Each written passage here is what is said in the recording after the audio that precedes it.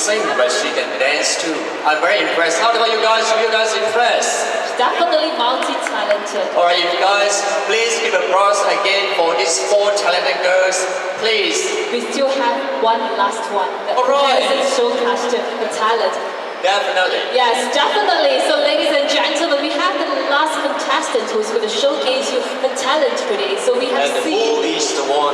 Yes, we have seen the Indian dance. So like I say, Malaysia being a multicultural country, we have all kind of dancers. And here she is, contestant 11. Jie Wei is going to put up the cultural dance. So ladies and gentlemen, let's put it up to contestant 11, Jie Wei.